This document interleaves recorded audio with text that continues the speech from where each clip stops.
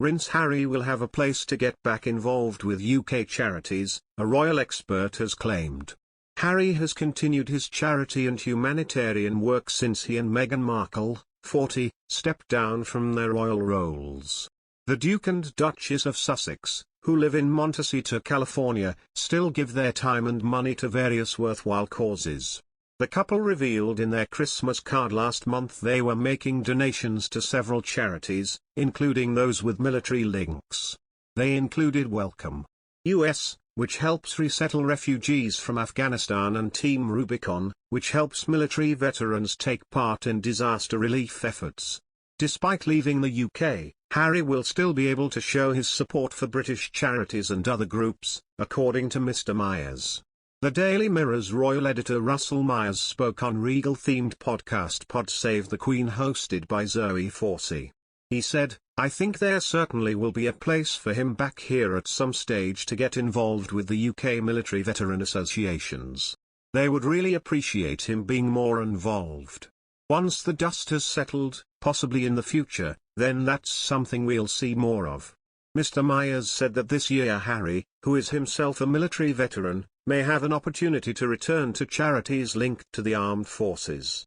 The royal, who completed 2 tours of Afghanistan, founded the Invictus Games in 2014, the latest installment of which is set to take place in The Hague in April. The sporting event is for sick, injured and wounded armed forces personnel to aid their rehabilitation. The last 2 editions of the competition in 2020 and 2021 were cancelled due to the pandemic. Mr. Myers said, "Certainly, we've got the Invictus Games coming up in The Hague, so maybe watch this space. It will probably be an opportunity for him to get more involved." During his new life in the US, Harry has not let up in his show of support for the military community. In November he and Meghan attended the Salute to Freedom Gala for military veterans in New York City.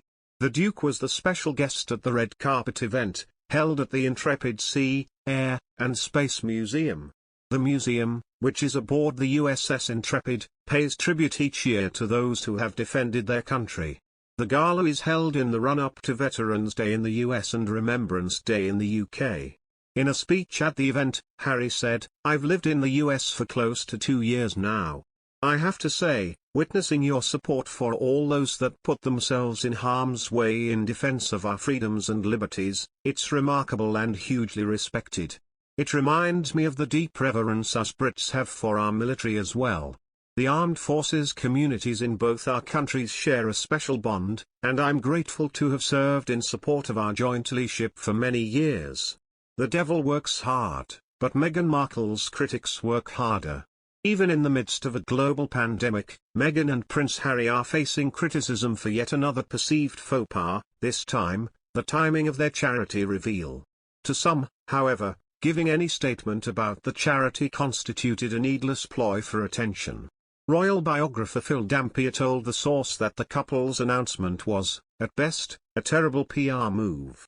"It was the worst possible timing. If I were Harry and Meghan I would have laid low until this situation, coronavirus, was over," Dampier said. "People everywhere are really concerned with dealing with this and it does not look good, however good the cause is." It seems Dampier has allies on Twitter, where critics are calling out everything from the timing of the announcement to the choice to involve Archie's name as tasteless. Trying to push out your PR so people don't forget little old you during a pandemic. Cringe, one tweet read. Using your famous baby's name as a charity name? Unlawful levels of cringe.